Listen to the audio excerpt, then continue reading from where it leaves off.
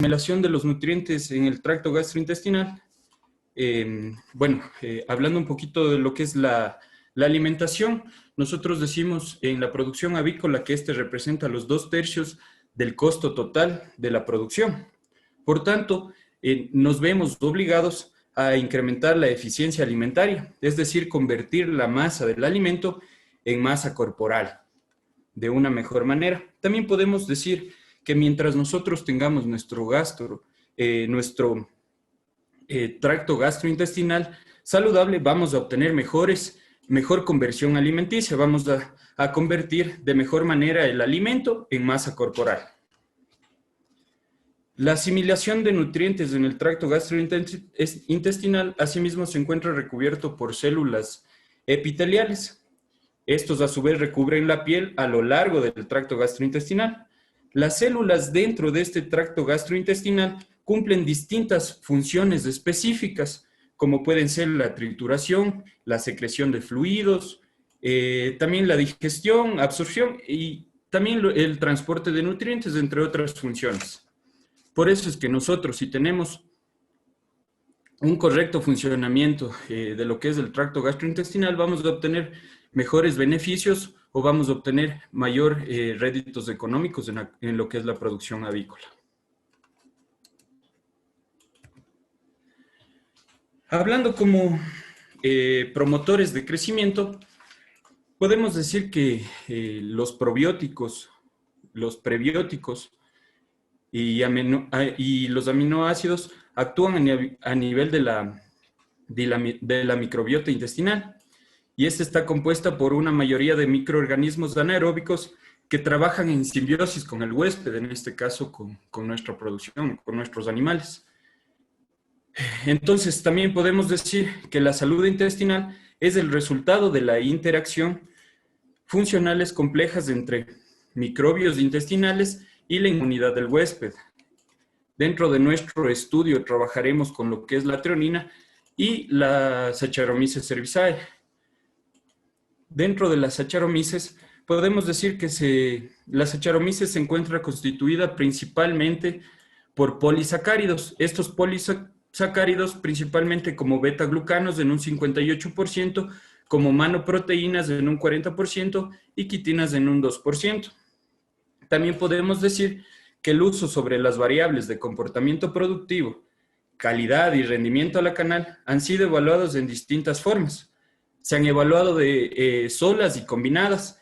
Incluso se lo ha sustituido en su totalidad, Saccharomyces, por los núcleos vitamínicos que comúnmente nosotros lo utilizamos, y dándonos resultados la mejora de parámetros productivos en pollos, comprobado.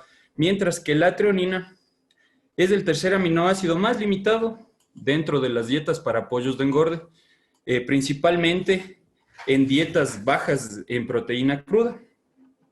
Este aminoácido también podemos decir que participa en procesos metabólicos importantes como son la formación del ácido úrico, la síntesis de proteínas, entre otros.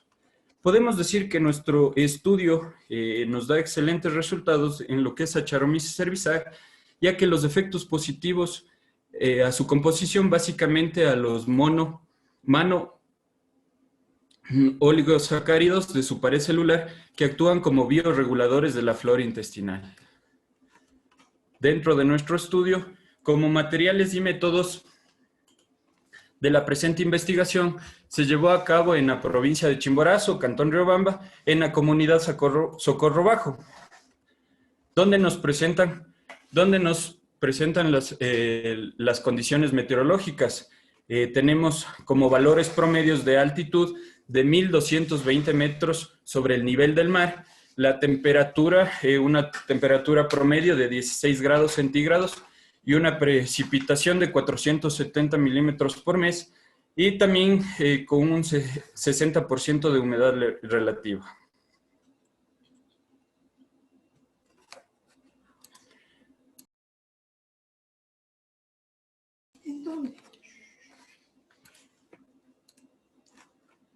Dentro de las unidades experimentales tenemos un total de 270 pollos. Tenemos un total de 270 pollos, de estos entre machos y hembras. Estos fueron adquiridos de un día de edad de la estirpe COP 500, que se distribuyeron bajo un diseño completamente al azar, en 3 tratamientos y con 6 repeticiones respectivamente. Tenemos un tamaño de la unidad experimental de 15 aves. Para los tratamientos se manejaron los promotores de crecimiento, como ya les explicaba, de lo que es la treonina y el Saccharomyces, y un tratamiento testigo.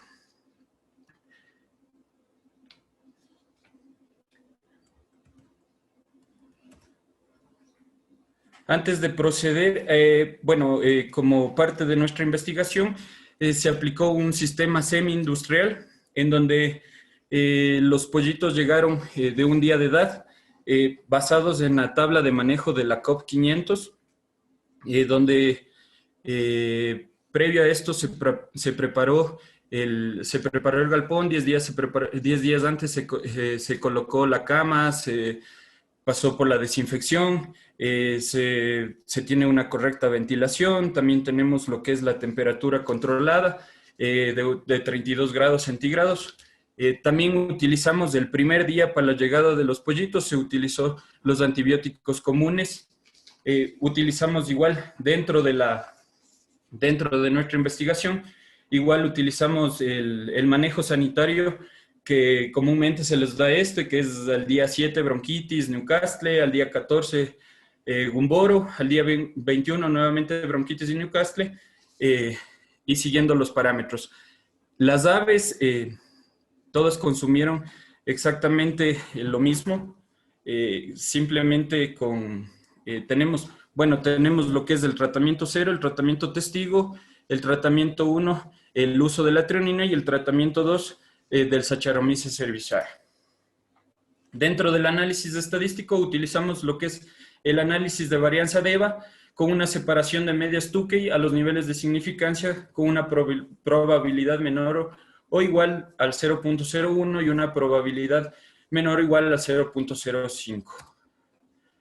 Dentro de los resultados de nuestra investigación podemos observar que el efecto de la utilización de la treonina y componentes bioactivos de Saccharomyces cerevisiae en el peso, la ganancia de peso y conversión alimenticia en pollos de engorde. Con un peso inicial, los pesos iniciales de las aves para cada tratamiento fueron homogéneos, con medidas de 48.83, 49.42 y 49.83 gramos para el tratamiento T0, T1 y T2 en su orden respectivo. Datos similares a dicho peso se encuentran determinados en el manual de manejo de la COP 500. El peso a los 14 días de edad, mostrado en gramos igual, en la fase inicial, no presentaron diferencias estadísticas significativas, con una probabilidad mayor al 0.05 con respecto a los promotores de crecimiento utilizados, con pesos promedios de T0, del tratamiento 0 de 299.08 gramos, tratamiento 1 de 304.08 gramos y el tratamiento 2 de 308.58 gramos. Asimismo, el peso a los 28 días se obtuvieron diferencias estadísticas altamente significativas con una probabilidad menor al 0.01 entre los promotores de crecimiento utilizados, siendo el mayor el tratamiento número 2, como ustedes lo pueden observar, con 1.369.42 gramos, seguidos por el tratamiento 1, 1.324.08 gramos, y el tratamiento 0, 1.316.58 gramos, lo que demuestra que los componentes bioactivos del Saccharomyces cerevisiae mejoran el peso en la etapa de crecimiento. Así también, según Waldrup, en el uso de dicho prebiótico presenta una nueva alternativa tecnológica para mejorar la eficiencia alimentaria, ya que se da un mayor aprovechamiento, en este caso de los nutrientes, que pasa por el yeyuno, cuya altura de las vellosidades intestinales se ven incrementadas a través del aumento del contenido del RNA de los enteriocitos.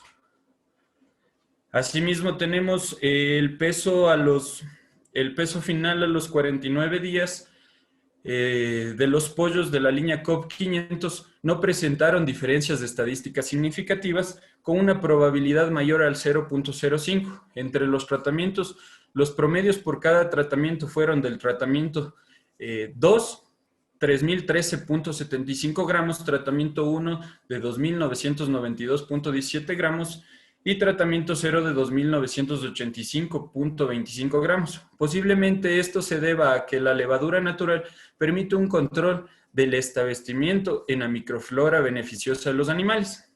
También es importante mencionar que los pesos obtenidos en el experimento realizado son superiores a los que obtuvo Menocal en el mismo que utilizó pared celular de Saccharomyces cerevisiae en una menor altura.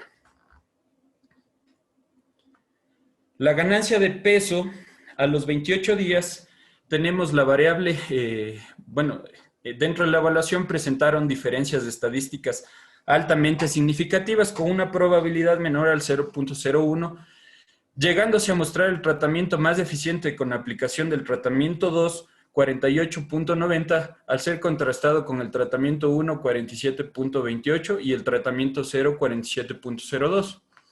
Según nuestra tabla, a lo que se puede decir que el uso de componentes bioactivos de la pared celular, Saccharomyces cerevisiae, corrobora en la mitigación de bacterias patógenas que repercuten en la pérdida de peso y crecimiento.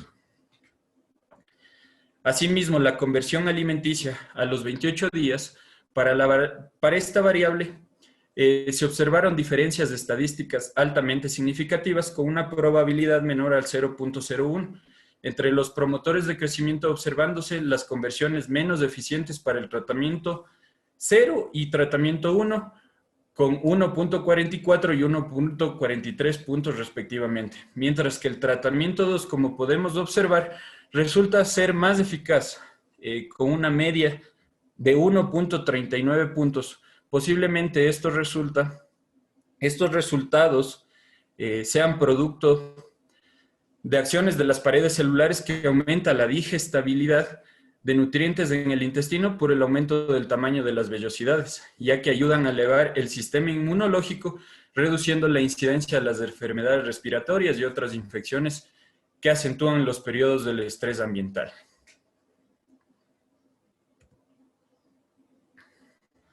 Asimismo, dentro de nuestros resultados en el peso a la canal, tenemos que la variable peso en las unidades experimentales demostraron diferencias estadísticas altamente significativas con una probabilidad de 0.01 entre los promotores de crecimiento en discusión, señalando que el mayor peso a la canal se obtuvo con el tratamiento número 2 de 2.527.05 gramos, que disminuye a 2.450.37 gramos con el tratamiento número 2, mientras que el menor peso a la canal registró en aves del tratamiento 0 con 2.385.40 gramos. Asumiéndose que el bioactivo de la pared celular del Saccharomyces cerevisiae ha sido ampliamente utilizada en alimentación animal como una fuente de proteína y otros nutrientes. Además, también podemos decir que nos proporciona energía. Contienen entre un 30 y 70% de proteínas, son ricas en vitaminas del grupo B1, B2, B6, ácido niacina, ácido fólico y biotina. También tenemos lo que es el rendimiento a la canal. Para el rendimiento a la canal en pollos broiler, dentro de los resultados que presentamos en nuestra investigación, se determinó diferencias de estadísticas altamente significativas con una probabilidad menor del 0.1, registrándose el mayor rendimiento a la canal con el tratamiento número 2, 83.85%, seguido del tratamiento 1 con 81.89%, y finalmente el más bajo en el rendimiento a la canal fue el tratamiento 0 con 79.91%. Según la tabla, posiblemente se deba a la biomasa que contiene la levadura natural. Es usada como complemento alimenticio para animales, dada su alta disponibilidad y también al bajo costo que la podemos adquirir. Dentro de la mortalidad, que fue uno de nuestros análisis también dentro de nuestra investigación, se determinó que no existe una mortalidad altamente significativa en los pollos evaluados, con los diferentes promotores de crecimiento, teniendo el mayor número de mortalidad en el tratamiento testigo con un solo animal.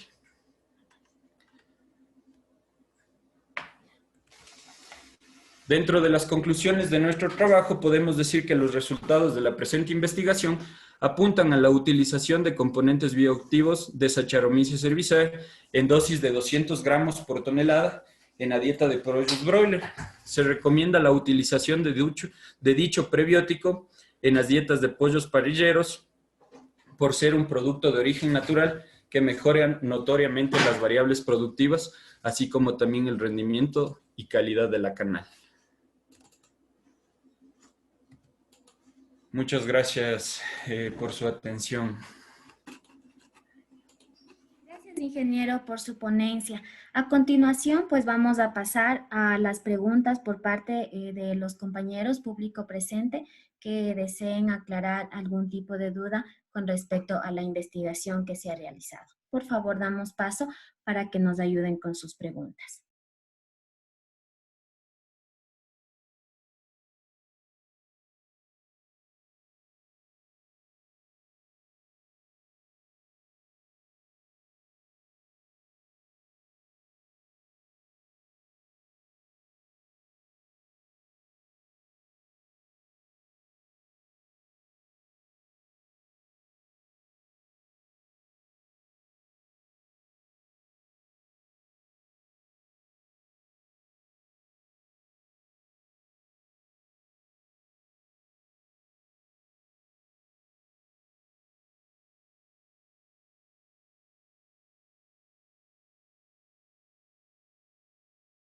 A continuación, pues vamos de parte del ingeniero Fabián Almeida, nos dice, felicitaciones a Cristian y al grupo de investigadores. Mi pregunta es, ¿qué tan importante es evaluar la inmunidad en aves? Por favor, ingeniero. Inge, un favor, no se le escuchó la pregunta, no sé si... Sí, existió un problema con el audio. Ya, vuelvo a repetir la pregunta, mil disculpas, por favor. El ingeniero Fabián Almeida nos pregunta, primero nos dice, felicitaciones a Cristian y el grupo de investigadores. Mi pregunta es, ¿qué tan importante es evaluar la inmunidad en aves?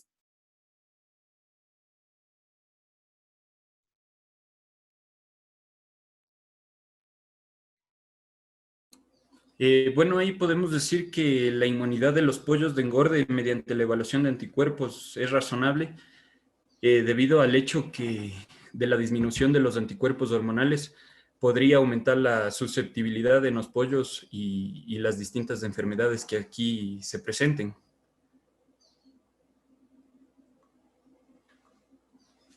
Gracias, ingeniero. A continuación, vamos a realizar la siguiente pregunta de parte de la compañera Fiorella Álvarez. Nos dice, muy buena charla. Quería saber qué problemas les pueden presentar a los pollos si no se les aplica las vacunas, pero se los trata solo con antibióticos y vitaminas.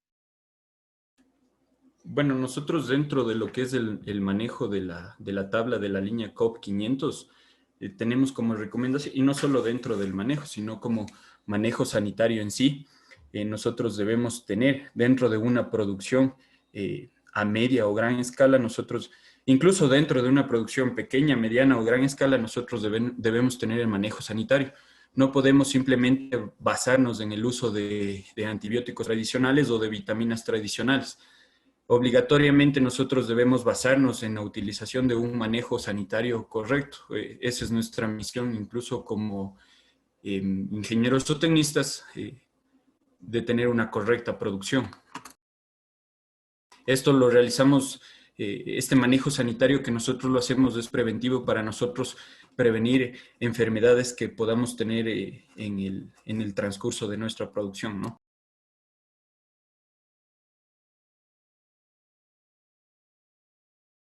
Continuando con la siguiente pregunta, el compañero Leiner nos dice, ¿cuál es el efecto secundario del maíz o molienda húmeda en los pollos bebé?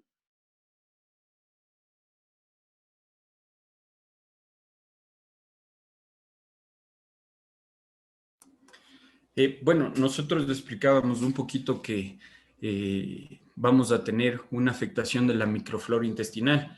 vamos a tener la afectación en lo que es las vellosidades, y esto, nosotros al utilizar esto, nosotros cuando tenemos maíces húmedos, nosotros somos más propensos a tener bacterias dentro de nuestros animales. Y si nosotros tenemos bacterias dentro de nuestros animales, vamos a ser más propensos a no tener una buena producción o a no desarrollar de buena manera nuestra ave. Por eso al principio les mencionaba en el componente tracto gastrointestinal. Nosotros, si tenemos un mejor componente, si tenemos una mejor salud en el tracto gastrointestinal, vamos a obtener mejores resultados, vamos a tener una mejor conversión alimenticia en lo que respecta a convertir el alimento en masa corporal.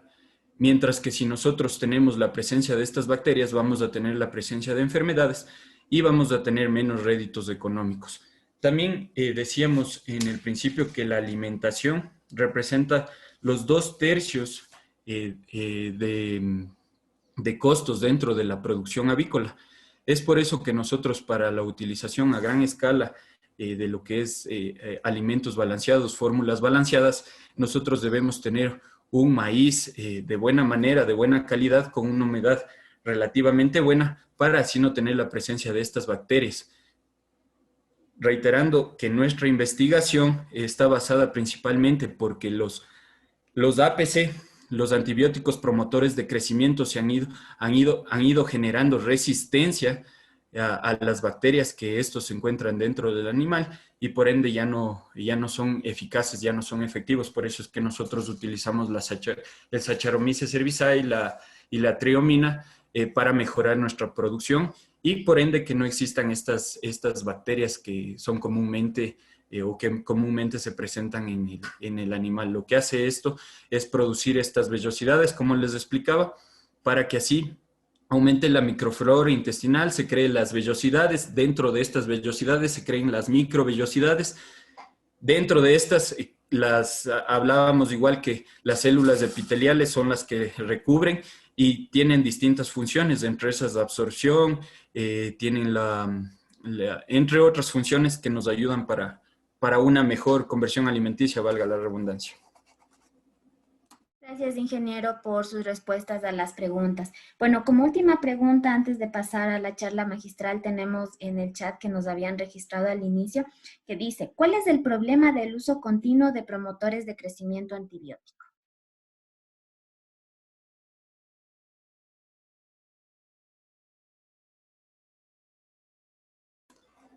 Bueno, el uso continuo, podemos decir que este disminuye la presencia de lo que es la inmunoglobina secretoria, y esto afecta a la microbiota normal de las aves y como consecuencia podría estar afectando a la respuesta inmune de la mucosa intestinal.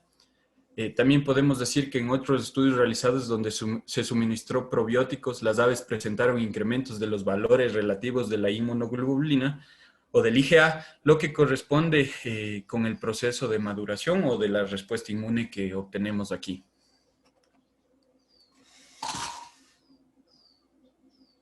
Gracias, ingeniero, por su intervención. También queremos pues dejar el compromiso de que en honor al tiempo pues nos ayude respondiendo las preguntas que se encuentran en este momento en el chat para que todos los compañeros puedan expresar sus dudas. Por favor, le comprometemos a que se realice de esa manera. Gracias, ingeniero Cristian, y a los compañeros presentes. Pues en este momento daríamos paso esperando al compañero que nos va a ayudar con la charla magistral. Gracias, Cristian, por su intervención.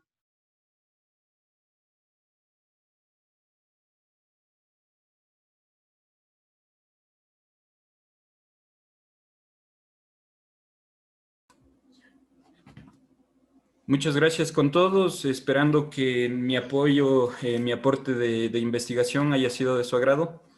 Esperando seguir en este congreso, y muchas gracias a todos.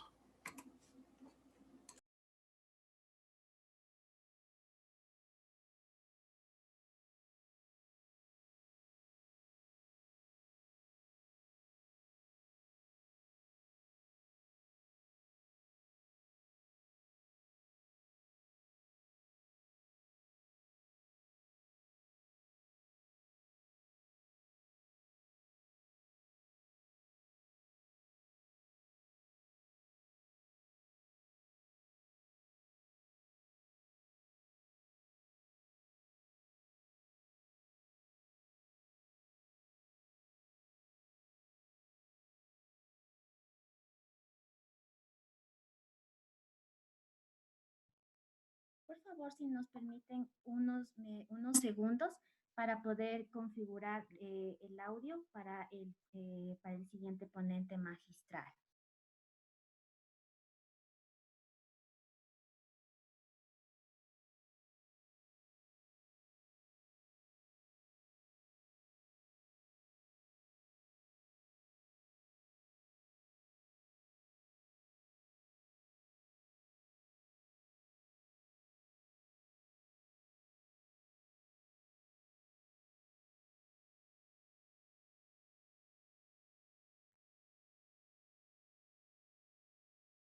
En este momento vamos a dar paso a la siguiente charla magistral, por lo que agradecemos la presencia del ingeniero Andrés Carrasco Montalvo, quien tiene sus estudios superiores en procesos biotecnológicos por la Universidad San Francisco de Quito, diplomado en Salud Pública del Politécnico de Colombia, investigador del Instituto Nacional de Investigación en Salud Pública de Dr. Leopoldo Izquieta Pérez, desempeñando funciones en biología molecular, PCR y QRT-PCR para la detección de arbovirus y SARS-CoV-2, análisis estadísticos y bioinformáticos de secuencias de material genético, manejo de softwares para la filogenia molecular, responsable de la Colección Nacional de Vectores Artrópodos, realiza investigaciones en SARS-CoV-2, responsable del proyecto co-circular de Zika y dengue bajo cambio ambiental y urbanización.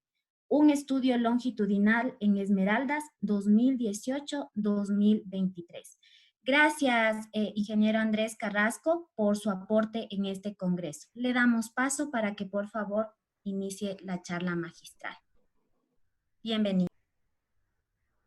Muchas gracias, muy buenos días con todas y todos los asistentes. Es un gusto para mí poderme dirigir a ustedes. Si por favor me confirman que se me escuche con claridad. Sí, gracias. Con mucha claridad, gracias. Perfecto. Entonces, en este momento voy a compartir mi pantalla para poderme dirigir a ustedes. Me dan un par de minutos, por favor.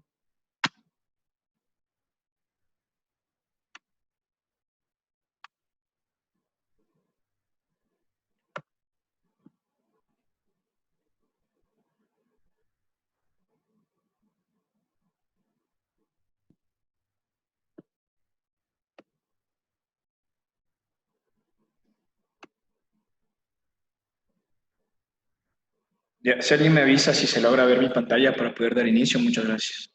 Sí, por favor, se encuentra compartida la pantalla. Perfecto, gracias. Un agradecimiento especial a la invitación por la Escuela Superior Politécnica de Chimborazo. Felicitaciones por estas iniciativas de difusión de conocimiento. Una difusión del conocimiento está la transformación de las sociedades. Entonces, felicitaciones al Congreso de Producción Pecuaria y Agroindustrial. El tema con el que me voy a dirigir hoy a ustedes es la detección molecular de patógenos. Dentro de este amplio tema hay muchas aristas, entonces voy a tratar de hablar algunas generalidades y algunas cuestiones específicas para que se comprenda qué engloba este tema y los distintos pasos que se pueden seguir para llegar a la detección molecular de algunos tipos de patógenos, de tantos patógenos que existen alrededor de las ciencias biológicas. El enfoque de la charla está inicialmente en el procesamiento de muestras, en donde les quiero hablar y explicar cómo se procesan distintos tipos de muestras y qué pretratamientos se deben hacer para que las muestras sean correctamente procesadas si es que queremos llegar a la detección de algún patógeno en específico. Posteriormente, hablar sobre dos métodos de extracción de material genético, un método convencional, que se le llama a veces casero también, que se puede realizar en cualquier laboratorio con reactivos, y un método que es comercial, con un kit específico de extracción de material genético. Dentro de este método convencional, de estos métodos convencionales hay una gran cantidad de métodos, aparte de que les voy a explicar, que se usa el Contrisol, y también dentro del método comercial hay una gran cantidad de formas de métodos de extracción de material genético comerciales que les voy a explicar más adelante.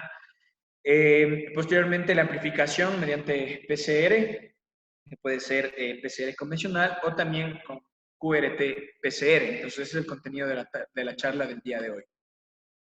Para resumirles lo que se hace en la detección de patógenos, aquí tenemos un esquema interesante. Empezamos, como les dije, con el pretratamiento de muestras o la preanalítica.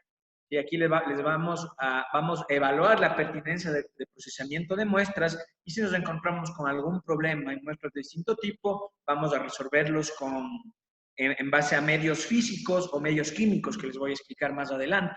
Una vez que se hace la preanalítica de muestras, pasamos a la extracción del material genético, luego este material puede ser cuantificado para ver la cantidad de material genético que tenemos y la concentración.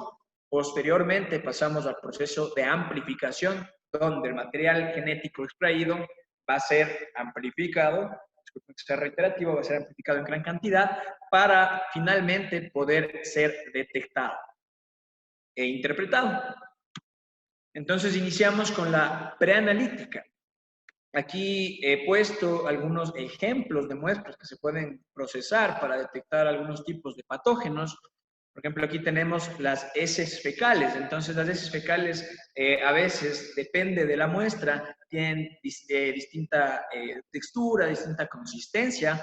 Entonces, aquí nosotros podemos decidir un poco diluir las heces fecales y hacer lavados con buffer PBS. Este sería un tipo de pretratamiento que se puede hacer a muestras de heces fecales antes, como les digo, del proceso de extracción del material genético. Luego tenemos, por ejemplo, otro ejemplo que les he puesto, sangre. En la sangre podemos aplicar soluciones hipotónicas. ¿Para qué? Para que las células exploten y traten de liberar al material genético y que sea más fácil extraer el material genético. Entonces, entendamos siempre que tenemos una muestra biológica y dentro de esta muestra biológica tenemos células o bacterias o patógenos que están internalizados en distintas células, que lo que queremos es ir rompiendo toda la estructura compacta externa, ir rompiendo las estructuras ya moleculares internas para llegar al material genético, que es el objetivo, ¿no es cierto?, para la detección molecular de patógenos. Entonces, aquí tenemos un ejemplo de la sangre.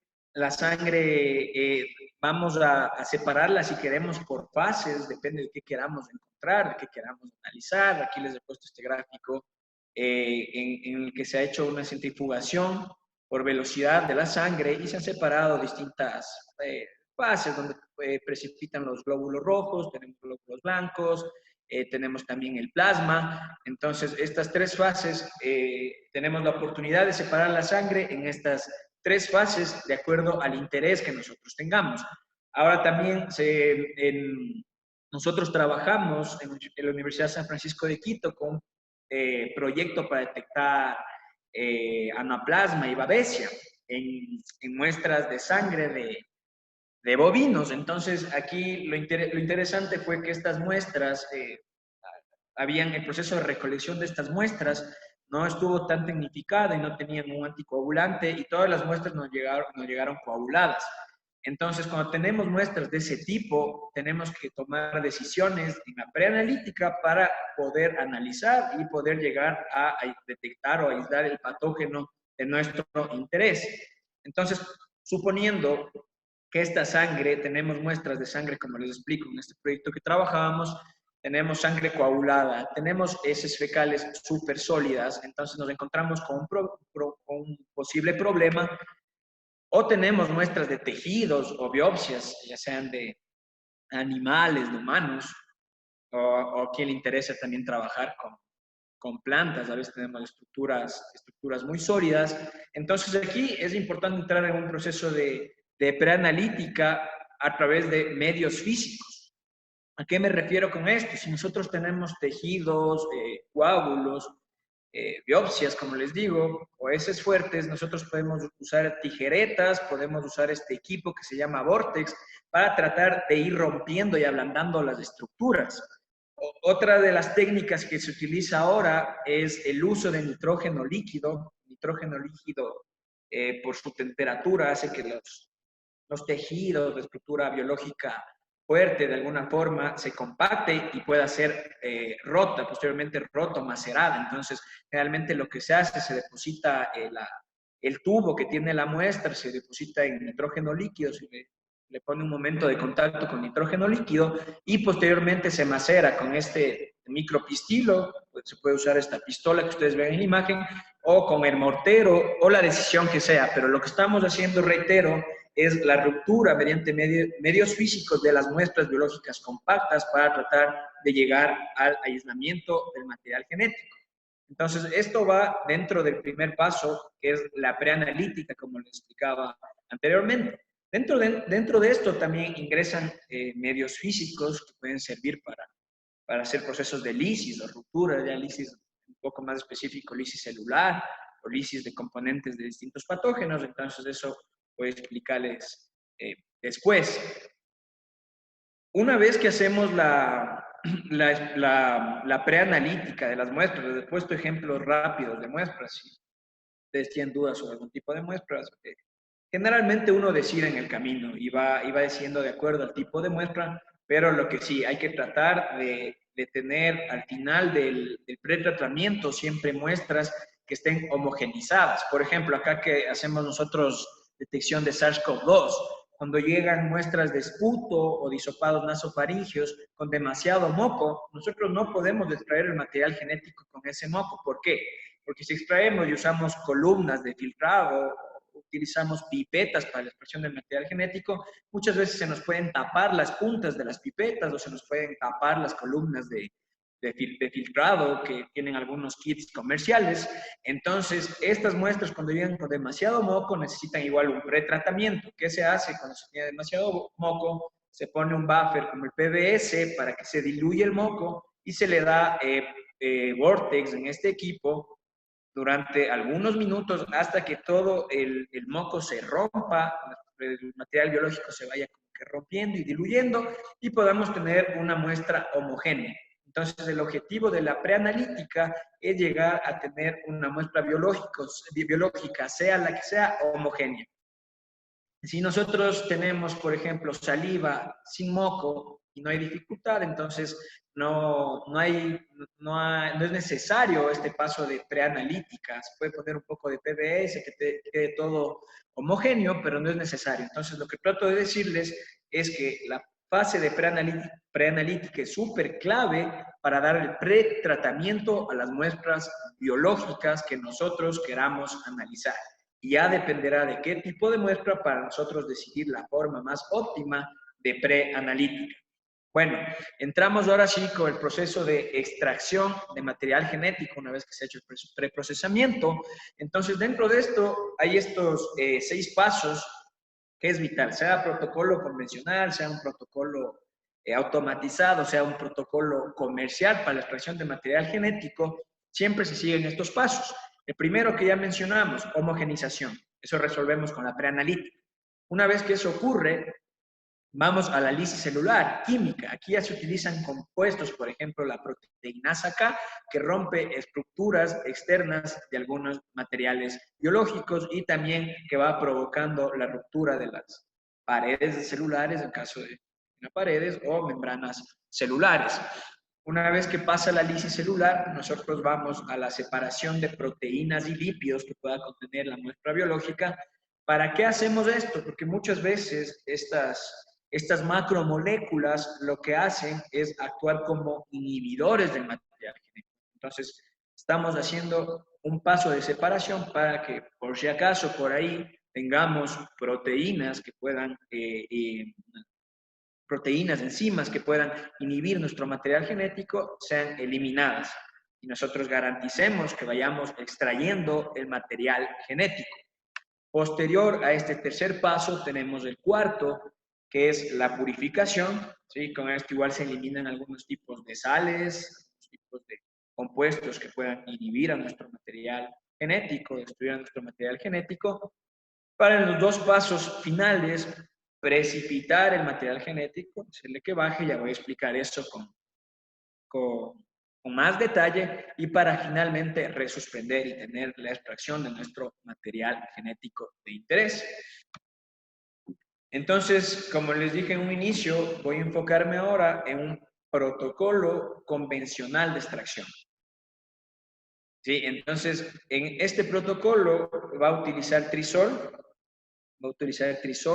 Una vez que utiliza trisol, va a utilizar cloroformo para separar envases al proceso de extracción que vamos a tener de material genético. Luego vamos a utilizar isopropanol para precipitar el material genético y finalmente va a hacer té o agua para resuspender. Este es el resumen del protocolo convencional. ¿Por qué le llamo convencional? Porque nosotros podemos comprar en cualquier lugar estos compuestos, trisol, cloroformo, isopropanol y agua libre de nucleases. Entonces, vamos a centrarnos en cada paso para que ustedes puedan comprender, para la gente que no está muy familiarizada con esto, qué es lo que ocurre con cada reactivo. Y como les decía en un inicio, este es un protocolo convencional. Hay otros distintos tipos de reactivos que igual suplen o se pueden utilizar en lugar de los que les voy a mencionar. Entonces ya dependerá del método que queramos estandarizar y cómo nos familiaricemos mejor. Entonces dentro de este protocolo tenemos el primer paso, que es agregar trisol a la muestra. El trisol es tiocianato de guanidino. Entonces depende del volumen de muestra que tengamos, de eso depende cuánto de trisol agreguemos. Es decir, si tenemos nosotros un volumen de muestra de 300 microlitros, agregamos lo mismo de trisol. Todo, siempre dentro de los protocolos, las cantidades y volúmenes y las formas de procesamiento van variando. Todos los protocolos son adaptables de acuerdo a los equipos que tengamos en laboratorio y de acuerdo a cómo nos funcione, porque muchas veces yo puedo realizar un protocolo acá en el INSPI, por ejemplo, que me funciona perfecto, pero me voy a la SPOCH y ya no me funciona, porque quizás tenemos equipos diferentes, con rampajes diferentes, reactivos diferentes. Entonces, siempre esto es lo bonito de la estandarización. Nada está escrito en piedra, como yo suelo decir. Entonces, ¿qué tiene este trisol? ¿Por qué le hacemos como primer paso, como de posible lisis celular? Porque tiene estos tres compuestos que ustedes pueden leer: el tiocianato de amonio, tiocianato de guanidina y el glicerol. ¿Qué hacen estos tres compuestos? Provocan lisis celular y conservan la identidad de ácidos nucleicos. Entonces, ahí estamos cumpliendo con los pasos iniciales que yo les decía. Lisis celular para ir aislando el material genético, ir descubriendo el material genético y de paso conservamos la identidad de ácidos nucleicos. Y el fenol y la hidroxiquinoleína lo que hace es ser inhibidor de RNasas. RNasas son enzimas que generalmente lo que hacen es romper, degradar el material genético. Entonces, siempre que tengamos nosotros inhibidores de RNasas o de DNasas, vamos a evitar que estas enzimas nos destruyan nuestro material genético, sea ADN o sea ARN, depende del contexto y del patógeno que queramos aislar. Entonces, este protocolo fue diseñado, imagínense, en 1987, hace tiempísimos, por Chomsky y Saki. Entonces, decirles que hasta la actualidad sirve, es económico y puede servir como alternativas para laboratorios que no tengan los recursos económicos, la capacidad para comprar kits de extracción. Si hay recursos para comprar kits de extracción comerciales que vienen con columnas que les voy a explicar más adelante, sería lo ideal. Pero si es que no, este protocolo ha demostrado buena funcionalidad. Y aparte de utilizar el trisol aquí, como yo les decía, depende de sus condiciones, de sus adecuaciones, de los recursos que tengan, se pueden utilizar otros compuestos también como pasos iniciales, como pasos de lisis o pasos iniciales para ir aislando el material genético de interés. Entonces, aquí les pongo unos compuestos rápidos, como el SDS, que se le conoce. Este SDS sirve para degradar la membrana celular, porque para romper la membrana celular, ¿sí? De las células, como les digo, hay que descubrir el material genético, y lo que hace esta ruptura, hace mediante la captura de lípidos y proteínas, y con eso evita también que estas macromoléculas puedan degradar a nuestro material genético de interés. Tenemos el EDTA, que lo que hace es unirse a grupos magnesio, ¿sí? Entonces, cuando se unen a grupos magnesios, ¿qué ocurre aquí? Va a servir como cofactor. Eso sí, nos vamos a ver la parte del funcionamiento de las enzimas para funcionar necesitan cofactores. Entonces, sirven como cofactores de enzimas que van a a evitar que van a destruir ADNasas o RNasas que pueden degradar nuestro material genético, como les explicaba antes. Tenemos el TRIS que mantiene pH estable, entonces le estoy dando ideas de lo que puede incluir en sus protocolos convencionales de extracción de material genético. El cloruro de sodio, que es muy famoso, entonces, como sabemos, por ejemplo, el ADN tiene carga negativa, entonces si el cloruro de sodio se ioniza, la carga positiva va a interactuar con la carga negativa, entonces va a hacer que va a secuestrar de alguna forma al ADN y lo va a proteger, ¿no? Por eso dice, se une el material genético y lo protege. Tenemos también la proteína K. ¿Qué hace la proteína K? Degrada proteínas, actúa bajo temperaturas altas, entonces degrada proteínas y va destruyendo estructuras externas del material biológico. Como reitero, para llegar a tener material genético específico y descubrir el material genético. Dentro de este protocolo que les estoy compartiendo, el segundo paso es dar un Vortex. Les hablé de un Vortex también. Este equipo es una maravilla, es súper sencillo. Fue creado hace muchos años, pero este también se usa en el pretratamiento, en la preanalítica y acá también. ¿Para qué se utiliza acá? Como segundo paso de este protocolo que les estoy indicando, se utiliza para homogenizar el trisol que ha sido agregado a nuestra muestra biológica, homogenizar y de paso, como el Vortex tiene un sistema, ya van a ver ustedes en el video, de agitación, un sistema físico de agitación, lo que hace es generar también un tipo de lisis celular, como ustedes pueden ver en el video en este momento. Entonces, ese sistema de agitación, aparte de que mezcla los componentes, genera un proceso de lisis física que nos va a ayudar para aislar el material genético. Luego tenemos estos siguientes pasos del protocolo convencional, donde es incubar 10 minutos una vez que se homogenizó. ¿Para qué? Para que los reactivos empiecen a actuar, todos estos componentes del trisol empiecen a actuar. Luego agregamos cloroformo, mezclamos e incubamos también para que este cloroformo empiece a actuar. Entonces, aquí hay un paso clave y que hay que distinguir. Como les decía antes, tenemos el Vortex, que es para homogenizar y dar lisis también, y luego tenemos la centrífuga. La centrífuga lo que hace es, mediante velocidad, hacer que todo precipite, que todo el material que estamos analizando biológico, la mezcla, en este caso, que tenemos ya de cloroformo, más la muestra, más trisol, precipite, entonces precipite.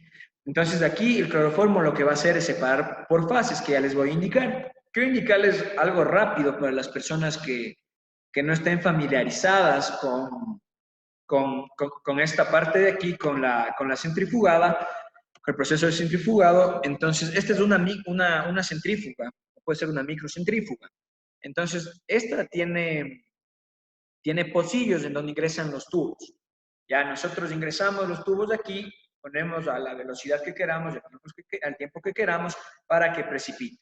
Algo importante que mencionar, que no está de más, es siempre tener en cuenta que en las centrífugas, si nosotros tenemos dos tubos, tienen que estar balanceados. Como todo equipo, toda cuestión que hagamos, toda cosa que hagamos, tiene que estar balanceada. Es decir, si agregamos dos tubos y esta centrífuga tiene 10 espacios, ponemos uno aquí, un tubo aquí, contamos 4, ponemos el otro tubo, contamos 4 y ya. Entonces vemos que sobran 4 espacios y 4 espacios y hemos balanceado nuestra centrífuga para que no esté descalibrado y el proceso de velocidad y de precipitado actúe adecuadamente. Y también cuando utilicen estas centrífugas, no se olviden de poner la tapa. Parece chistoso lo que les voy a decir. Esta tapa antes de cerrar, ahorita va a poner la persona del video. ¿Por qué? Porque muchas veces yo he trabajado con algunos tesistas y muchos de estos tesistas, por la falta de experiencia o a veces por descuido, por lo que sea, errores de humanos y está bien, no han puesto la tapa. Entonces, ha habido ocasiones que las muestras salen disparadas por la velocidad, que van a 8.000, 14.000 revoluciones por minuto, salen las muestras disparadas. U otra cosa, a veces nos descuidamos, tapamos mal la centrífuga o la microcentrífuga y lo que ocurre es que se rompen estas tapas. Y estas tapas, aunque no crean, son muy difíciles de conseguir y son carísimas. Entonces, bueno, eso darles como tips cuando estemos en esta parte. Seguimos con el protocolo. Recuerden, nos quedamos en el paso 5, en la centrifugada.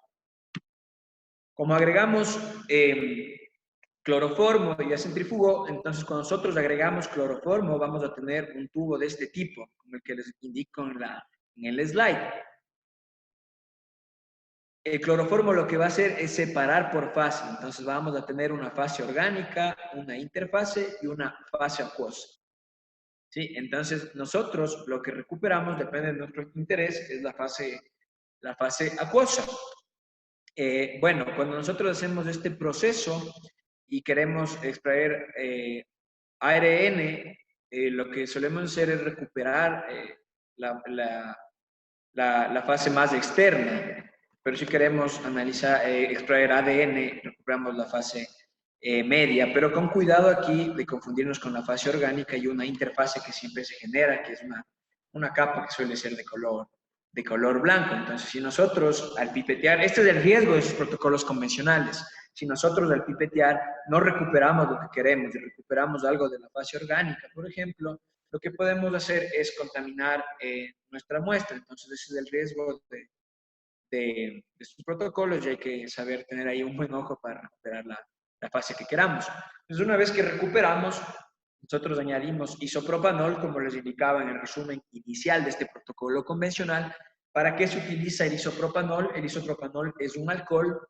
El alcohol lo que hace, como ustedes saben, por ejemplo, la molécula de ADN está unida por puentes de hidrógeno, los cadenas están unidas por puentes de hidrógeno, entonces lo que hace es interactuar con esos puentes de hidrógeno, deshidrata el material genético. Una vez que deshidrata ese compuesto del material genético, lo precipita mediante la centrifugación.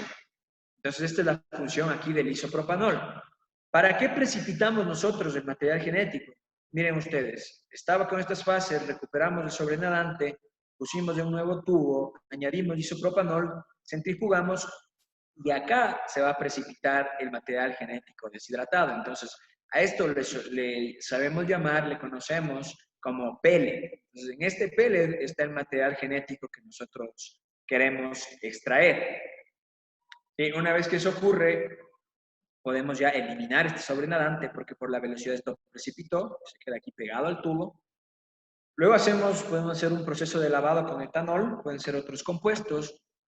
Entonces, aquí es importante, hacemos el proceso de lavado. Como les digo, todos estos compuestos pueden irse reemplazando por otros. Entonces, todo depende, hay un montón de protocolos, si ustedes buscan en la literatura, un montón de protocolos. Todo depende del protocolo que nosotros queramos seguir y del reactivo que tengamos disponible. Reitero, hay un montón de compuestos químicos.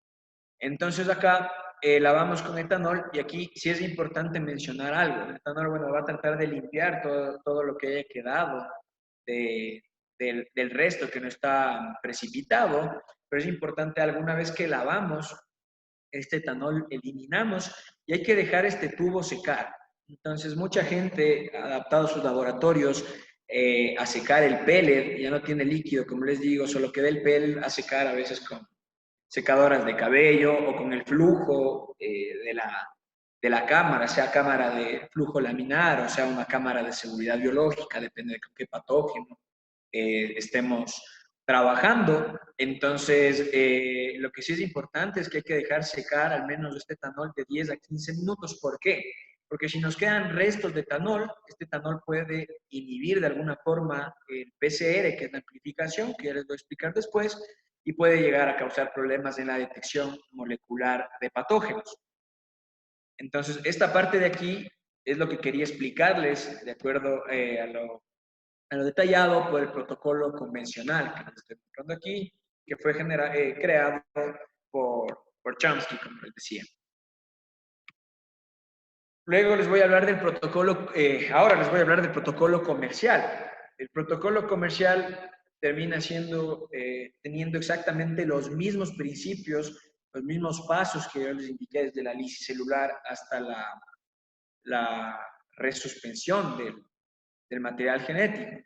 Pero, como ya es comercial, tiene algunas otras facilidades. Por ejemplo, aquí les voy a hablar del kit comercial del DNA Easy Blood and Tissue de Qiagen. Entonces, este kit, si bien es cierto, tiene el insert y tiene todo el protocolo cuando uno adquiere y cuando uno lo compra, y dice que sirve para extraer sangre y tejidos.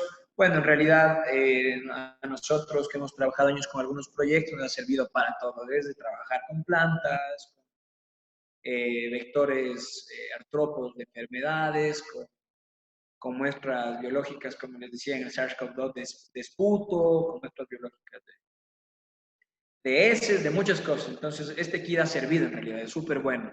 Les recomiendo, si quieren trabajar con algún kit, trabajen con este. No por dar prestigio a la marca, sino que ha sido muy bueno. ¿Por qué? Porque tiene una columna de sílice. Esta columna lo que hace es a través de cargas, ¿sí? A través de cargas, e interactúa con la carga negativa del material genético. Entonces, hay distintos pasos. Inicialmente nosotros utilizamos, y esto ustedes van a ver en el inserto si llegan a comprar este kit para utilizar el protocolo comercial que viene por el fabricante, van a agregar un buffer que se conoce como ATL, que hace inicialmente la muestra, que hace este buffer, rompe células y membranas nucleares. Como les dije, estamos en la parte de la lisis. Luego se agrega proteínas acá, que hace esta parte, esta proteínasa, como les dije igual anteriormente, desnaturaliza proteínas. Luego tenemos un buffer AL, ¿sí? Que empieza a funcionar muy similar al trisol, como ya les expliqué cómo funcionaba el trisol. Entonces, igual, promueve la lisis de las membranas celulares, denaturaliza proteínas y otras macromoléculas como lípidos. También sirve para inactivar nucleasas que pueden degradar nuestro material genético. Y este buffer es súper importante, ¿por qué? Porque tiene compuestos que promueve a la unión de nuestro ácido nucleico a la columna que les digo que tiene, ¿sí? Entonces esta columna de alguna forma le secuestra y le mantiene los filtros que tiene al material genético. Entonces, ¿por qué son interesantes estos protocolos comerciales? Porque tienen esta columna que secuestra el material genético y aparte va a purificar la muestra. Estas columnas funcionan exactamente igual a lo que se suele igual hacer otra forma de extracción del material genético, que es a través del uso de perlas magnéticas. ¿Por qué? Porque las perlas magnéticas son también cargados de forma positiva para secuestrar al material genético, al ácido nucleico que tiene carga negativa. Entonces, esa es la ventaja de utilizar a veces perlas magnéticas o de utilizar estas columnas.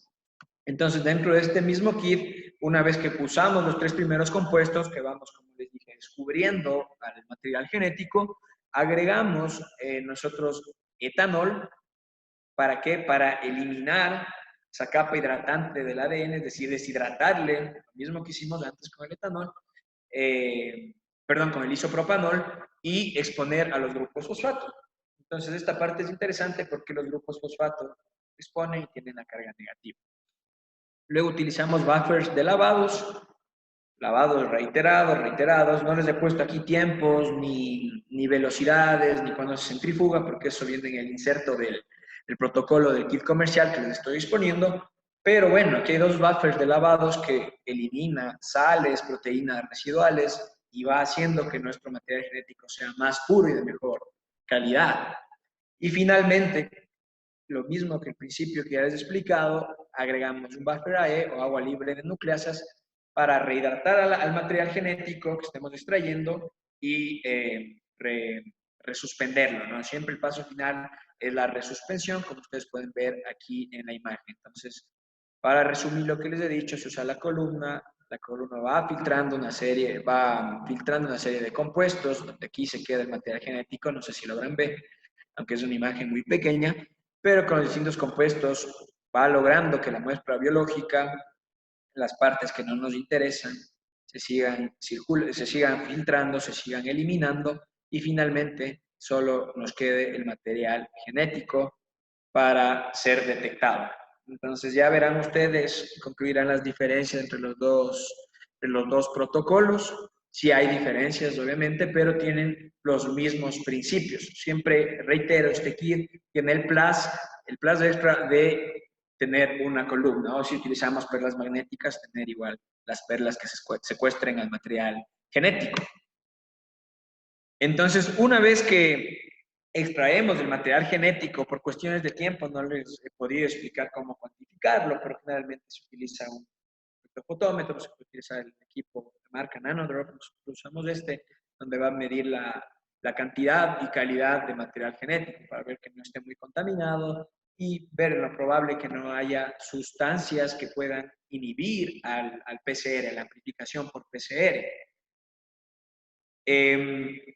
Algo importante que mencionar aquí es que si bien la cuantificación nos da cantidad y concentración, nosotros estamos midiendo cantidad y concentración de la extracción de todo el material genético de la muestra. Ojo, no solo cuando extraemos el material genético no estamos siendo específico en la extracción del patógeno como tal o la extracción, por ejemplo, si yo tengo SARS-CoV-2 y di una muestra de hisopado o de esputo, cuando extraigo el material genético, no se me está extrayendo solo del virus, sino se está extrayendo el material genético total.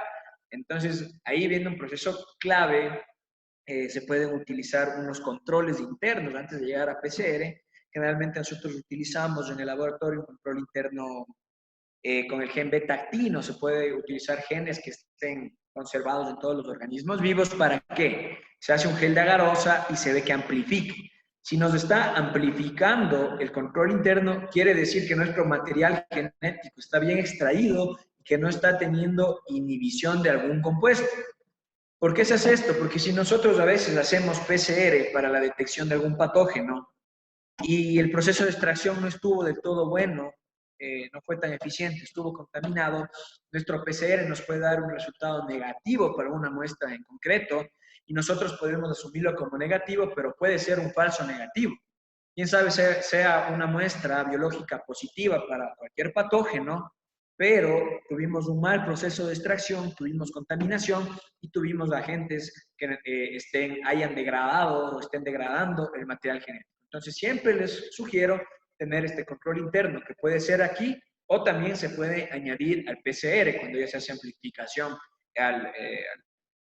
al PCR cuantitativo. Entonces, este control interno, para nosotros detectar este control interno, obviamente se hace una amplificación, pero lo que quiero decirles es con un gen que tengan todos los organismos vivos, que puede ser la beta-actina. Y para qPCR también hay otras formas de genes. Entonces, para las personas que no estén familiarizadas con estos términos, tenemos el PCR, que es la reacción en cadena polimerasa. Todo esto nos sirve para amplificar el material genético que hemos extraído. Tenemos el qPCR. Aquí hay que diferenciar bien entre qPCR y QRT-PCR. Muchas veces cuando vemos RT-PCR, por asumir términos en inglés, decimos es real-time PCR. Entonces, eso es falso. Cuando nosotros vemos RT-PCR, estamos hablando que es un PCR con retrotranscripción, es decir, estamos haciendo PCR para algún tipo de virus que no tiene ADN, por ejemplo, sino que tiene ARN, necesita un proceso de retrotranscripción. Entonces, PCR, reacción en cadena polimerasa, qPCR es PCR cuantitativo, el que se llama en tiempo real, real-time PCR, y tenemos el QRT-PCR, que sería un PCR con retrotranscripción en tiempo real. Creo que esto queda claro y es importante distinguir para cuando nosotros leamos artículos científicos o queramos manejar alguno de estos procedimientos que ya les voy a explicar. Tenemos la reacción en cadena polimerasa, donde tenemos el ADN target. El ADN target ahí sí va a ser el gen específico o el material genético específico del patógeno que nosotros queramos detectar. Sea Brucella, sea Anaplasma, sea Babesia, sea SARS-CoV-2, lo que sea, tenemos siempre un gen, una secuencia target. Entonces, esta secuencia, como les digo, el fin del PCR es amplificarla para que sea fácilmente detectable. Dentro de los pasos del PCR convencional tenemos la desnaturalización inicial, donde se utilizan temperaturas altas para activar algunas proteínas, las enzimas, las polimerasas que pueden actuar. Tenemos la desnaturalización. Entonces, en este proceso se va a abrir el material genético, por ejemplo, el ADN, se van a abrir las dos cadenas de ADN para luego provocar el alineamiento o unión de cebadores, que les voy a explicar más a detalle, a lugares específicos que nos identifiquen la región del gen de interés. Luego vamos a la extensión, donde la polimerasa va a empezar a ingresar oligonucleótidos para ir extendiendo el material genético y amplificando el material genético. y tenemos un paso de extensión final en donde vamos a garantizar que los reactivos que hemos utilizado se hayan gastado. Entonces, aquí está el resumen de lo que yo les digo. Por ejemplo, tenemos aquí el ADN, viene la desnaturalización, le rompe las dos hebras, entonces quedan libres estas dos cadenas. Luego viene el alineamiento, en donde primers, cebadores específicos, se unen a los extremos, uno en el extremo 5'' y otro en el extremo 3''. De cada una de estas cadenas, que quedan estas hebras que han quedado libres. Una vez que esto ocurre, estos primers detectan la región, el gen específico, son los extremos del gen específico target. Una vez que esto ocurre, vamos al proceso de elongación, donde se ingresa, como les digo, la polimerasa, ingresa oligonucleótidos. Entonces, ¿para qué hacemos esto? Para ir generando copias. Por ejemplo, en el termociclador nosotros ponemos 30 ciclos, 40 ciclos, los ciclos que queramos. Entonces hay que entender que en el ciclo 1 de juego de temperaturas, porque esto es un juego de temperaturas, nosotros producimos 2 copias de ADN y se van produciendo de esta forma. Entonces en el ciclo 30 nosotros llegamos a todos estos billones de copias. Entonces, como reitero, con este proceso de amplificación, nosotros garantizamos que nuestro material genético, nuestra secuencia target, haya crecido tanto que pueda ser detectada. Entonces, bueno, voy a ir un poco rápido en honor al tiempo. Tenemos aquí nosotros el fragmento target, que ya les he dicho, que es el gen que queremos identificar.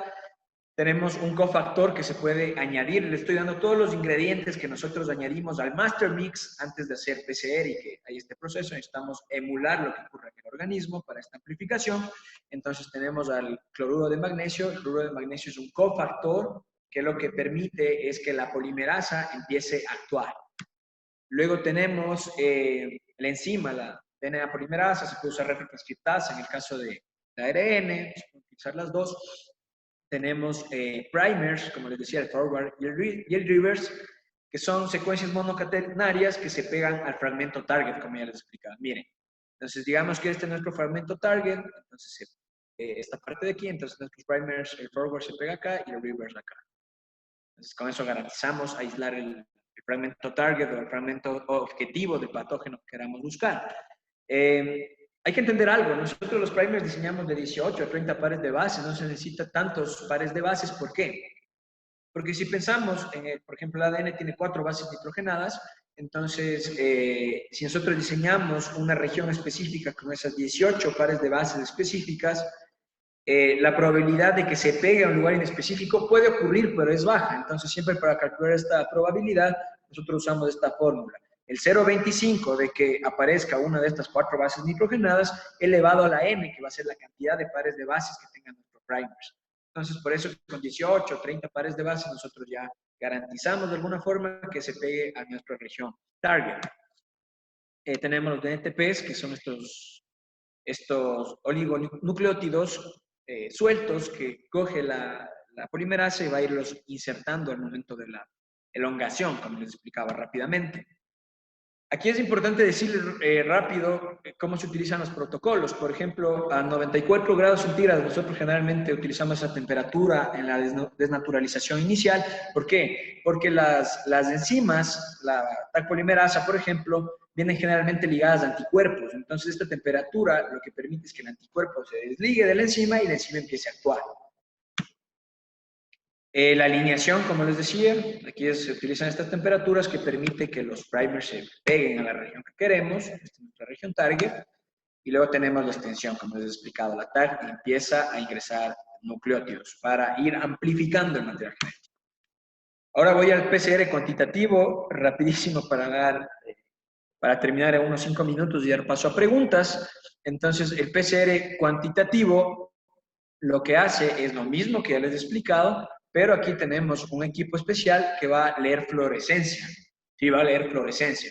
Con este PCR anterior que les he explicado, que es el PCR convencional, nosotros para detectar positividad de algún patógeno específico, lo que hacemos es un gel de agarosa. En este gel nosotros vemos las bandas que se han amplificado en un número de pares de bases conocido. Entonces, de esa forma nosotros leemos positividad, pero si hacemos PCR cuantitativo, nosotros ya leemos positividad en la computadora a través de la fluorescencia que va emanando el equipo.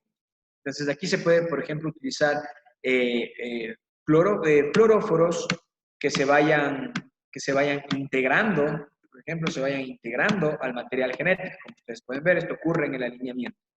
Ustedes pueden ver aquí el alineamiento todavía no ha rellenado, la parte de elongación todavía no ha actuado la DNA polimerasa, pero por eso, en el alineamiento se puede ir intercalando el fluoróforo que queramos utilizar para que luego, como les reitero, el equipo nos genere fluorescencia y nos genere una fluorescencia como esta. Entonces eso es importante conocer, la diferencia entre lo uno y lo otro, por eso se llama cuantitativo. Entonces, aquí es importante entender algo. Nosotros en el PCR cuantitativo utilizamos generalmente sondas. Entonces, las sondas lo que hacen es pegarse, ¿sí?, a regiones específicas, y estas ondas generalmente vienen con fluoróforos, ¿ya? Entonces, estos fluoróforos también vienen ligados a quenchers. ¿Qué hacen los quenchers? Los quenchers secuestran los electrones del fluoróforo mientras están presentes. Entonces, ¿qué pasa si secuestran los electrones? Estos no van a emanar fluorescencia. Una vez que vamos al paso de elongación que les expliqué antes y viene la TAC polimerasa, lo que va a hacer es soltar a la sonda y que se suelte el fluoróforo y el quencher. Como el quencher ya se ha liberado, ya no va a secuestrar a los electrones del fluoróforo, entonces el fluoróforo va a empezar a emanar fluorescencia que se va a leer, como yo les explicaba, se va a leer en un termociclador a tiempo real que va a proyectar imágenes en el computador, que por tiempo no puedo explicarles más a detalle, pero creo que el principio queda claro de la diferencia entre PCR y qPCR. Como les digo, el proceso biológico es el mismo. Y lo que ocurre acá, que en el cuantitativo tenemos ya el equipo y tenemos fluorescencia que es de forma diferente. En cambio, en los geles de agarosa se intercala, como les decía, en el material genético, igual agentes que dan color y pueden ser leídos en el gel de agarosa. Finalmente, quiero hablarles sobre el RT-PCR. Entonces, como les decía, es una retrotranscripción, PCR para retrotranscripción. ¿Por qué retrotranscripción? Porque si nosotros tenemos ARN como material genético, necesitamos una enzima que se llama transcriptasa inversa para que genere ADN complementario o cDNA y pueda luego ser amplificado. Entonces, es importante mencionar que nosotros necesitamos, aquí se reducen los pasos porque estamos hablando de ARN, pero necesitamos una temperatura inicial que lo que haga es trate de romper estos enlaces. Estos enlaces son los enlaces que hacen que el ARN tenga una estructura secundaria. Como ustedes veían, con el ADN le rompemos la doble cadena, la temperatura también. En cambio acá, con el ARN lo que hacemos es romper los enlaces en base a temperatura para que nos quede así el ARN y romper su estructura secundaria. Entonces, por eso añadimos en el RT-PCR también temperatura inicial. Luego de eso, igual añadimos cebadores que se pueden pegar a la cola polía, por ejemplo, aquí del ARN mensajero.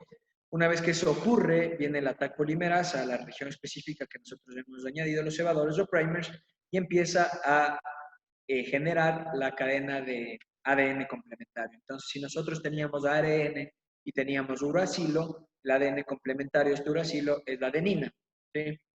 Y así sucesivamente. Entonces, va generando la nueva cadena de cDNA para que este pueda ser amplificado y posteriormente detectado.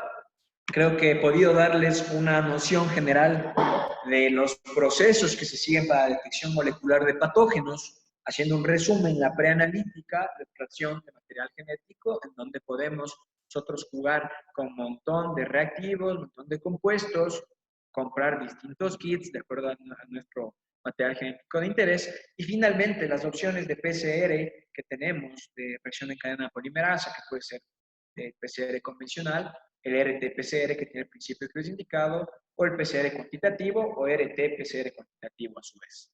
Les agradezco mucho a todas las personas que han atendido este evento y quedo presto a cualquier inquietud y de cualquier forma lo que no pueda responder por el tiempo, en las preguntas que no puedan responder, alguna duda, cualquier inquietud, con gusto yo la responderé en este correo que les dejo aquí, andres.carrasco@hotmail.com. o mi número de teléfono personal, que con gusto les estaré presto a sus inquietudes. Agradecemos, ingeniero Andrés Carrasco, por su valiosa participación y aporte científico. A continuación, vamos a pasar a las preguntas que puedan escribirlas, por favor, mediante el chat.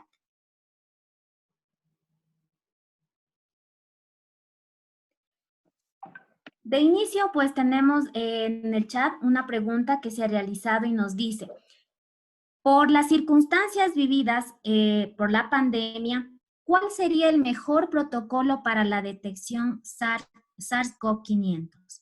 Perdón, SARS-CoV-2. ¿El protocolo, el que nos decía, el comercial o el convencional? Muchas gracias, muy buena pregunta. Como les decía, siempre el comercial va a ser mejor porque tiene esta columna de sílice o si tiene perlas magnéticas que van a permitir secuestrar el material genético y que no se degrade o sea degradado por otros compuestos presentes en las muestras biológicas. Entonces, lo ideal ahora, lo ideal en SARS-CoV-2 es utilizar kits comerciales, pero si es que no se tiene, hay que entender, ¿no? Y la emergencia actual ha hecho que los institutos, las universidades, distintos centros de investigación tengan carencia en reactivos, y no necesariamente porque no hay los recursos económicos, sino porque la producción mundial ha sido desabastecida. Entonces, en ese sentido, se puede utilizar este protocolo de trisol o alguna otra técnica alternativa para extraer material genético y seguir dando respuesta a la ciudadanía. Ahora, lo ideal, como reitero, es un kit comercial, bajo ninguna duda. Gracias, ingeniero.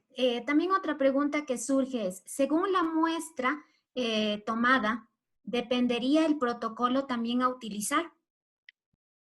Sí, sí, sí, precisamente como les decía, depende de la muestra, de qué queramos romper. Si son cuestiones muy sólidas, nosotros tenemos que añadir más compuestos químicos en el proceso de lisis y también utilizar medios físicos como el nitrógeno líquido, como les mencionaba antes. Entonces, sí, la decisión está dependiendo de la muestra. Lo interesante es que ahora nosotros, si vamos al EXIHub, donde tenemos los papers libres, podemos buscar con el título un artículo científico para el protocolo de alguna muestra que queramos, si queremos leche, si queremos heces, si queremos sangre, y nos van a dar una serie de opciones que podemos nosotros utilizar para adaptarla a nuestras condiciones, a nuestros reactivos, a nuestros equipos y a nuestro laboratorio. Gracias, ingeniero. También nos surge una pregunta en el chat que nos menciona, tomando en cuenta de que por cada país se han generado mutaciones del virus que actualmente nos está afectando, para determinar el código genético de cualquier microorganismo patógeno, ¿se utiliza el método cualitativo o el cuantitativo? Bueno, si nosotros queremos determinar el código genético, si queremos secuenciar en el individuo, ahorita estamos utilizando secuenciación de próxima generación. O sea, nosotros lo que yo les he explicado en la charla, llegamos hasta la amplificación, pero si queremos ya irnos a la amplificación que nos detecta resultados o positivos, ya sea bajo una banda en el gel de agarosa o bajo una curva, como yo les indicaba en un slide que transmití, entonces nos está diciendo su resultado es positivo o negativo para tal gen o para tal individuo que estemos analizando. Por ejemplo, en SARS-CoV se analizan genes para las proteínas estructurales del virus como tal. Entonces, si ya nos vamos al tema de código genético y que queremos saber las bases nitrogenadas que tiene el material genético, por ejemplo, las variantes, cepas o linajes de este virus o de algún otro organismo patógeno, tenemos que nosotros acudir a la secuenciación, sin duda, que podemos utilizar la secuenciación Sanger, que es la convencional, y enviar a secuenciar. Si tenemos secuenciadores de acá, secuenciar, aunque es caro secuenciar aquí, o enviar a secuenciar a veces a Corea, a Estados Unidos, se puede, se va a tener una lectura. Pero lo que estamos haciendo ahora, y les comento a todos como estrategias, son secuenciaciones de próxima generación. Nosotros, en colaboración con el INSPI Guayaquil, hemos secuenciado 3 variantes de este virus. Hemos secuenciado estas 3 variantes con el uso de un software de Nanopore, una tecnología de Nanopore de la Universidad de Oxford, que se llama Minio, en donde secuenciamos en tiempo real y tenemos con eso las 30.000 pares de bases del SARS-CoV-2 y tenemos idea de dónde hay mutaciones. Pero si es que no secuenciamos, no vamos a tener idea en dónde hay mutaciones. Entonces, no les he hablado hoy de secuenciación por el tiempo, pero la secuenciación es el paso siguiente a la amplificación para saber identidad ya molecular o hacer análisis filogenéticos, análisis de genes conservados, saber mutaciones o lo que queramos ya ver más específicamente con el código genético. Agradecemos nuevamente, ingeniero, por su valiosa charla magistral. De pronto, si algunos compañeros, aquí, bueno, tengo una pregunta de parte de Leiner que nos dice, ¿se puede realizar una prueba genética si los individuos tienen cierto patrón de una enfermedad? Cabe recalcar, entre paréntesis, dice no enfermos. Se pueden realizar, sí, pruebas genéticas. Aquí lo que tenemos que revisar, y no les he podido explicar tampoco a detalle eso, lo que tenemos que revisar siempre son marcadores moleculares. Entonces, es como, por ejemplo, las pruebas de paternidad. Dentro de la genética es un enorme mundo. Entonces, nosotros con un gel de agarosa podemos ver patrones con marcadores moleculares. Entonces, ¿qué son los marcadores moleculares? Son genes específicos que se conservan, que puede ser de individuos a otro, que pueden estar conservados en ciertas enfermedades.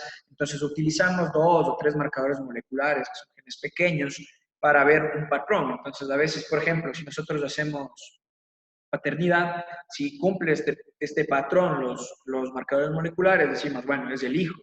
Si uno de estos no cumple el patrón, decimos, no es el hijo. Y lo mismo para enfermedades. Entonces, sí se puede hacer. La idea es ahí averiguar y leer con marcadores moleculares. Gracias, ingeniero, nuevamente.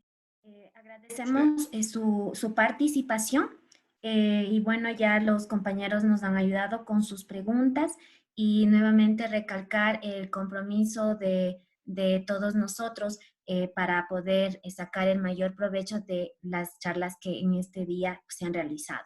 Gracias, ingeniero, y también le comprometemos a responder las preguntas que le lleguen a su correo. Muy amable por su participación. Muchas gracias a todos ustedes por la organización, por la oportunidad de dirigirme y reiterar que en la educación siempre está la transformación y, como siempre, la investigación es una herramienta, investigación para compartir conocimiento, no para excluir. Entonces, estoy libre a responder cualquier pregunta con mucho gusto o a guiar a cualquier persona que necesite cualquier ayuda. Muchas gracias por la oportunidad. Gracias. Bueno, compañeros del público presente, les agradecemos por la jornada de la mañana del día de hoy y les comprometemos también a continuar con nosotros a las 3 de la tarde para que por favor se conecten nuevamente y seguir aprovechando de la ciencia que nos aporta el día de hoy. Gracias y hasta la tarde.